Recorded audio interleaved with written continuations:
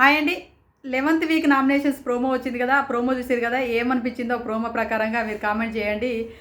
ఏంటంటే డేమన్ పవన్ రీతిని చేయడం కరెక్టా కాదా అనే దాని గురించి మాట్లాడుకుందాం. అలా బాండింగ్ని ఇష్టపడే వాళ్ళైతే ఇది తీసుకోలేకపోతారేమో అనిపిస్తుంది.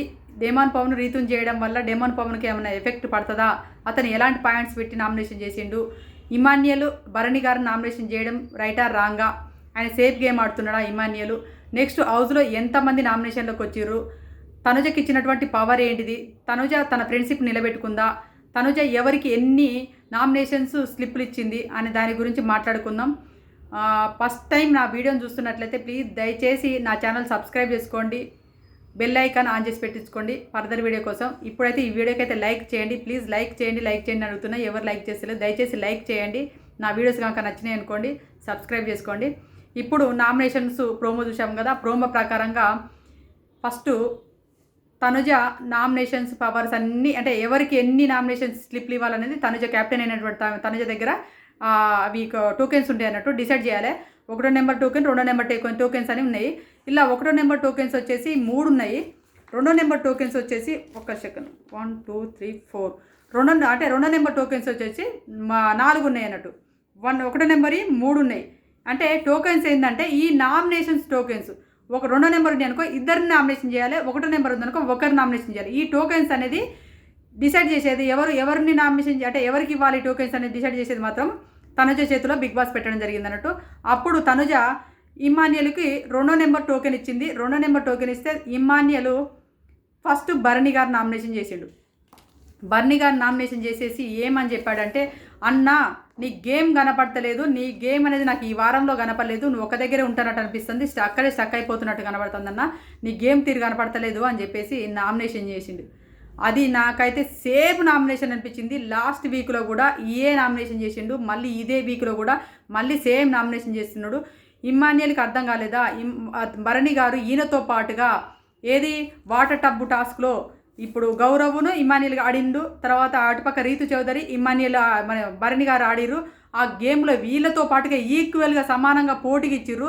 అప్పుడు భరణి గారికి ఆ టైంలో దెబ్బలు తగినాయి, ఆయనకు కొన్ని ఇక్కడ లంగ్స్ దగ్గర ఇక్కడ దెబ్బలు తగిలిందని చెప్పేసి ఆయన రెస్ట్ తీసుకున్న టైంలో కూడా అలాంటి టైంలో వచ్చేసి కూడా గేమ్ ఆడిండు. చూడండి, ఆ గేమ్ కనపడతలేదు అంటే ఇంకెక్కడ కనపడతలేదు అని చెప్పేసి ఎవరు భరణి గారు డిఫెండ్ చేసుకున్నాడు. సూపర్ డిఫెండ్ చేసుకున్నాడు. భరణి గారిని అనుకున్నా డిఫెండ్ చేసుకోలేడేమో అని అనుకున్నా, భలే పాయింట్స్ పెట్టిండు.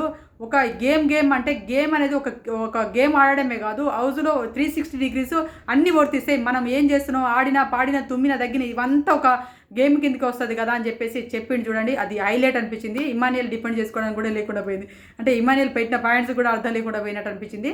చాలా బాగా మాట్లాడిండు. ఇమాన్యుయల్ మాత్రం ఇది సేఫ్ నామినేషన్ అనిపించింది. భరణి గారిని వేయడం సేఫ్ నామినేషన్. ఎందుకంటే ఇమాన్యుయల్ అనే పర్సన్ ఈ వారం 10వ వారము నామినేషన్లోకి వస్తున్నాడు కాబట్టికి నామినేషన్లోకి వస్తున్నాను ఆయనకు అర్థమైంది.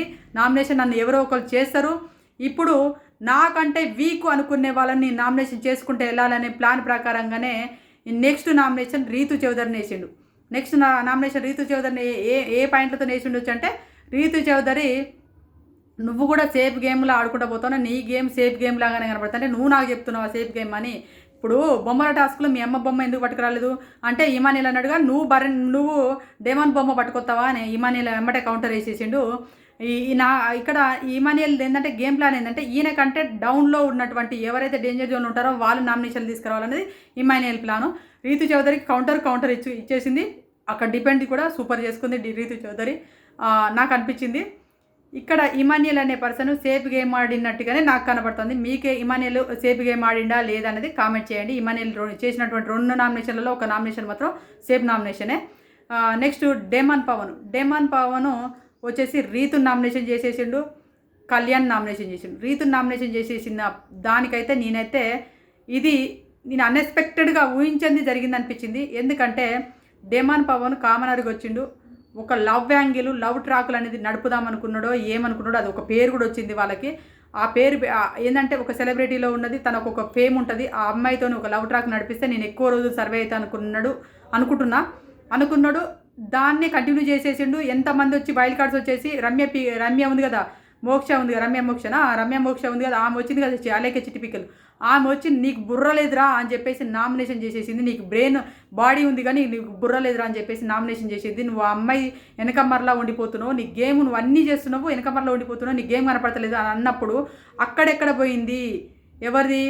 డెమాన్ పవన్ బుద్ధి. అక్కడ నిజంగా చెప్పాలంటే ఆమె చెప్పింది నిజమే అనిపించింది. నీకు బుర్ర లేదు బుద్ధి లేదు అన్నది అది నిజమే అనిపించింది. ఎందుకంటే అప్పుడే నువ్వు ఒక నెక్స్ట్ ఆ వారం కాకపోతే నెక్స్ట్ వారంలోనైనా ఏదో ఆమెకు దూరం కావాలి, నామినేషన్ చేసుకోవాలని ఎందుకు అనుకోలేదు?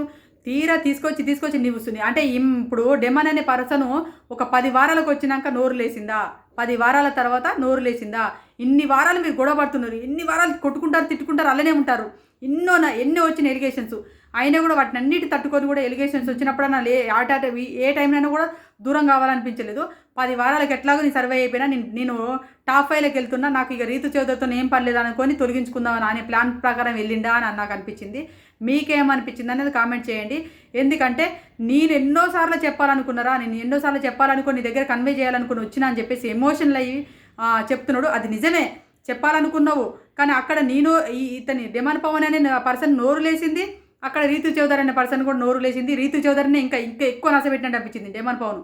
రీతు చౌదరినే నాకు అక్కడేంది సాయం చేయాలి, ఇక్కడేంది సాయం చేయాలి అని చెప్పి రీతు చౌదరికి ఎన్నో బయట నుంచి వచ్చినటువంటి ఫ్లోరా కానీ షష్ఠి వర్మ కానీ నామినేషన్ చేసిర్రు. వీళ్ళిద్దరిని నామినేషన్ చేసి ఏ పాయింట్ల మీద నామినేషన్ ఇచ్చినా కూడా అక్కడ డెమాను స్టాండ్ తీసుకోలేదు. అక్కడ ఎవరు దువ్వాడ మాధురి కూడా నామినేషన్ వేసినప్పుడు నీది అనెల్ది బాండింగ్ అని నామినేషన్ చేసినప్పుడైనా కూడా డెమాను స్టాండ్ తీసుకోలే, అక్కడ నలిగిపోయింది. ఆయన కూడా ఫ్రెండ్షిప్ను వదులుకోలే. రీతు చౌదరి ఫ్రెండ్షిప్ పట్టుకొని అట్టనే వదులుకోలేదు.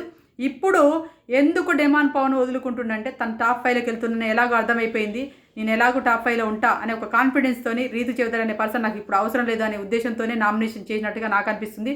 మీరు ఏమనుకున్నా పర్వాలేదు, నాకైతే ఇలానే అనిపించింది. మీకేమనిపించింది? వీళ్ళిద్దరిలో డెమాన్ పవన్ రీతుని నామినేషన్ చేయడం రైటా రాంగ్ అనేది మీరు కామెంట్ చేయండి.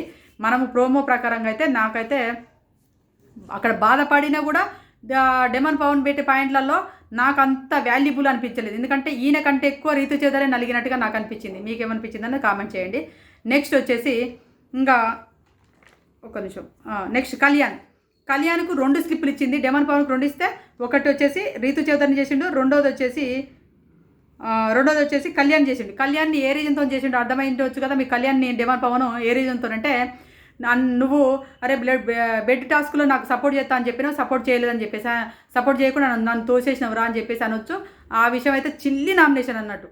అది కూడా డెమాన్ పవన్ది 2 తుసుగానే పోవచ్చు అని అనుకుంటాను. ఎందుకంటే అది కళ్యాణ్నే వెన్నుపోటు పొడిచిండు అంత ముందుకు. క్యాప్టెన్ టాస్క్లో సపోర్ట్ చేస్తా అని చెప్పేసి రీతు చౌదరికి స్టాండ్ తీసుకొని రీతు చౌదరిని చేస్తా అని చెప్పి స్ట్రాంగ్గా నిలబడి ఆ రోజు కళ్యాణ్కి స్మార్ట్ ఇచ్చి తప్పిండు. ఇక్కడ తప్పిండని అనడం అయితే ఓన్లీ కళ్యాణ్ ఒకటి తోసేయలేదు, మిగతా వాళ్ళందరూ తోసేస్తుంటే కళ్యాణ్ కూడా సపోర్ట్ చేసిండు. ఇదైతే నాకు చిల్లీ నామినేషన్ అనిపించింది. నెక్స్ట్ వచ్చేసి ఏది క్యారెక్టర్ అసెస్మెంట్ చేసినటువంటి తనుజను నువ్వు తీసుకెళ్ళి రోజు రూమ్లోకి తీసుకెళ్ళి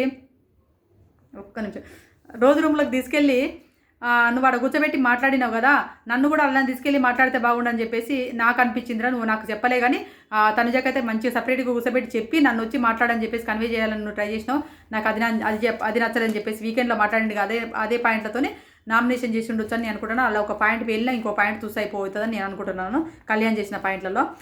నెక్స్ట్ వచ్చేసి భరణి గారికి కూడా 2 స్లిప్లు ఇచ్చింది. 2 నామినేషన్ చేయని చెప్పి స్లిప్లు ఇచ్చింది. ఇమ్మాన్యుల్కి 2, డెమాన్కి 2, కళ్యాణ్కి 2 ఇచ్చి కళ్యాణ్కి 2 ఇచ్చింది. కళ్యాణ్కి 2 ఇస్తే కళ్యాణ్ వచ్చేసి ఒకటి దివ్యని చేసిండు. కరెక్ట్ రీజన్ అయి ఉంటుంది. దివ్య కళ్యాణ్ను ఆయన కంటెండర్ టాస్క్ నుంచి తొలగించింది రెబల్ అయినాక. తర్వాత తనుజను తీసేయని చెప్పేసి ట్రైన్ టాస్క్లో తనుజను తీసేయనని చెప్పేసి తీసేసింది కదా మాట ఇచ్చి. అక్కడ ఆ 2 రీజన్లతో నామినేషన్ చేసి ఉంటే మాత్రం ఇది హైలైట్గానే ఉంటుంది. ఎందుకంటే అది కరెక్ట్ పాయింట్లతో చేసినట్టే దివ్యను. నెక్స్ట్ వచ్చేసి కళ్యాణ్ది ఇంకోటి అయితే సేఫ్ నామినేషను. ప్రతిసారి సంజన లేకపోతే ఇంకో నిఖిల్ లేకపోతే గౌరవ్ ఇలాంటి నామినేషన్లే సేఫ్ నామినేషన్లు చేస్తుంటూ కళ్యాణ్ ఒక విన్నర్ క్వాలిటీస్ ఉన్నటువంటి కంటెస్టెంట్స్ సేఫ్ నామినేషన్ చేయడం అనేది నాకైతే నచ్చలేదు. మీకు ఎవరైనా కళ్యాణ్ నామినేషన్ నచ్చుంటే మీరు కామెంట్ చేయండి. ఎందుకంటే సంజన గారి నామినేషన్లో సేఫ్ నామినేషన్లే చెప్పుంటాడు. ఏం చెప్పుంటాడో మీరు ఆలోచించుకోండి. నాకైతే నచ్చలేదు కళ్యాణ్ సంజన గారు నామినేషన్ చేయడం. నెక్స్ట్ వచ్చేసి భరణి గారికి 2 స్లిప్లు ఇచ్చింది నామినేషన్ స్లిప్లు. భరణి గారు వచ్చేసి 2 నామినేషన్ చేసిండు. ఒకటి రీతు చౌదరిని ఎందుకంటే అమ్మ నన్ను ఎప్పుడు అది అడుగుతున్నా ఇది అడుగుతున్నా నేను ఆట కనపడతలే అది కనపడితే ఇది కనపడతలే మళ్ళీ అని ఉండొచ్చు. అది కూడా బర్నీ గారు నామినేషన్ చేస్తుంటే రీతు చౌదరి ఊరుకునే రకమైన ఇమాన్యుయల్ చేస్తేనే టిట్ పట్ అట్లాగా దెబ్బ అన్నట్టుగా అసలు ఆ టాకింగ్ పవర్ బాగుంటుంది. ఆ అమ్మాయి ఇచ్చి పడేసింది ఇమాన్యుయల్కే. ఇక్కడ బర్నీ గారు కూడా ఇచ్చి పడేసే ఉంటుందని అనుకుంటున్నాను.